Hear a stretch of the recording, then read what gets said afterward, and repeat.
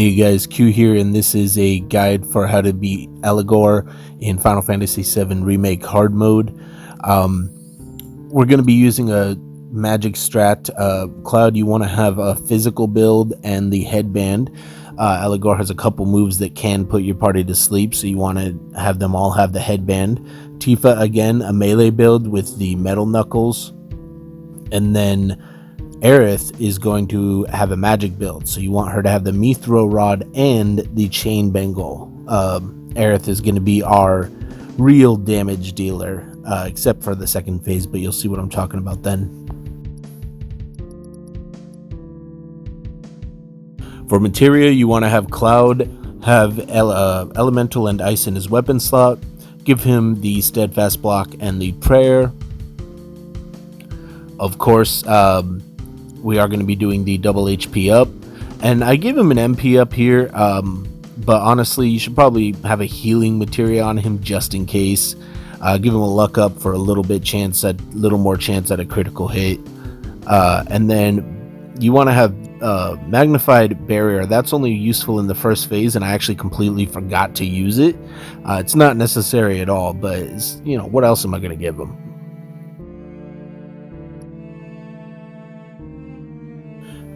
Tifa is going to be almost exactly the same with the Elemental and Ice materia, Steadfast block and Prayer, and of course the 2 HP ups.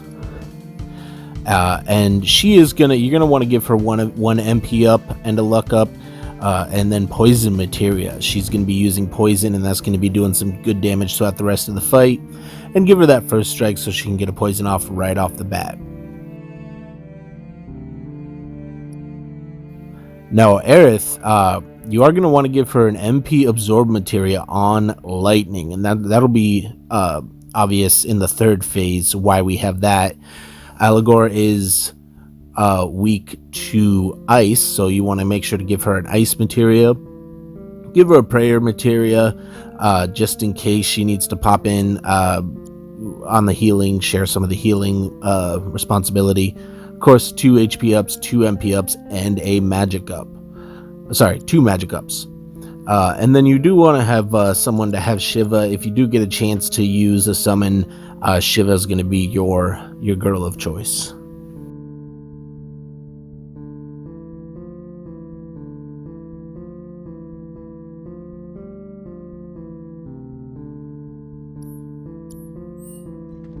So for the start of the battle, you're gonna run in, and you're actually gonna cast Poison with Tifa, because she's got the first strike, and then switch to Aerith.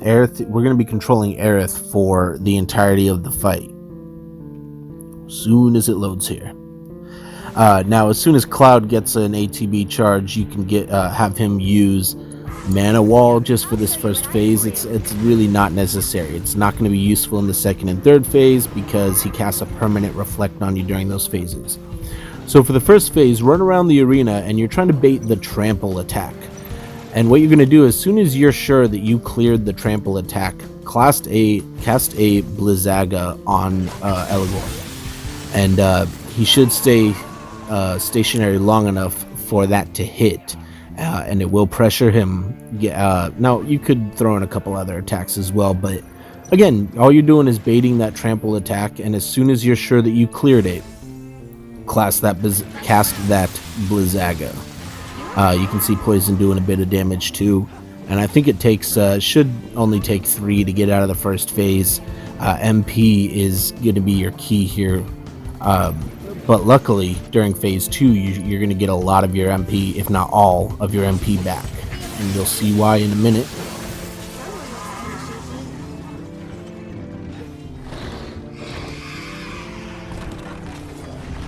So for phase 2, he drops down a shipping container.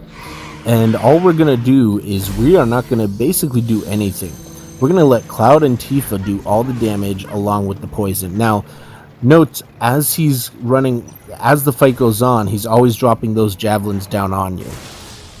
So you want to try and make sure that you keep moving a bit, except when he's using abilities. So for example, this javelin bolts, as long as you're right up against the container, he can't hurt you with it. However, a javelin will drop right after. And I don't know if you caught it before, but that reflect is permanent on all your party members. So this is why pray, or maybe chakra, but pray really is necessary for this fight for all 3 members. And all you're going to do is just run around, let the poison do the damage, let Cloud and Tifa do the damage, and you just run around this container.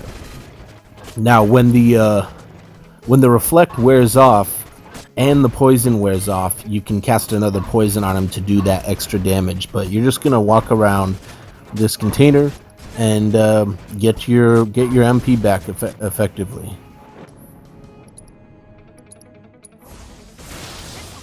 Here you're gonna see another example of me poisoning him again, but he's about to enter phase 3, so perfect timing. It's got a full poison, I think. Unless he automatically heals himself. I didn't bother checking that. So when this next phase starts, he's going to be using a wind attack, and so you want to immediately just start running away from him to this corner, as a matter of fact. And right when you get about here on this corner, you're going to cast an arcane ward on yourself. Now don't stand still like I did here, because he's still dropping those javelins on your head. But you kind of just want to run around in circles in this ATB ward. Arcane ward. As soon as you have 2 ATB charges and he passes you, go ahead and cast a Thundaga on one of the wheels. And this will, of course, she'll cast it twice. Really do a good amount of damage on that. And then just, again, run back in circles. The reason I'm saying wait until she has both ATB charges to do that is because you want to make sure you have at least 1 ATB charge available when he gets staggered. But effectively, you're just going to run around and wait for your ATB charge, and as soon as he passes you,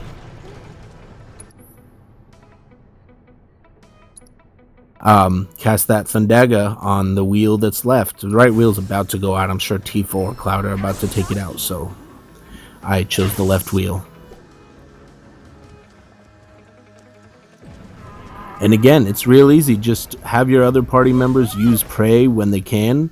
That he did get Aerith with a wind attack there, but luckily it didn't silence her. He is also able to silence your party members, but that'll really just make the fight take a little longer.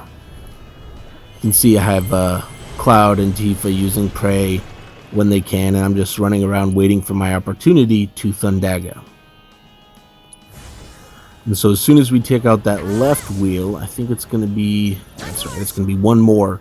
You're going to see him try and use his sweeping attack. Now his sweeping laser attack is the one that it will put your party members to sleep and will silence them. Now you have the headband on, so you can't be put to sleep, but you can still be silenced, and all that will do is just make the fight take a little longer. And this is one reason why I would have had Cloud with a healing materia just in case. But now that we take out the left wheel, as soon as we take out both wheels, we're going to cast a double Blizzaga, and that's going to end the fight. That's going to take it out. Honestly, it's 3 different phases, and they each have different strategies. But once you know what you're doing for each phase, it's a piece of cake.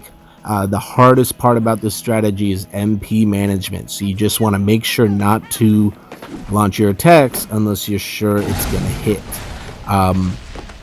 Also, if you want to spend a little more time regaining your MP, you can do that on phase 2. Just don't cast poison again, and that phase will last a little bit longer, and you'll gain a little bit more MP.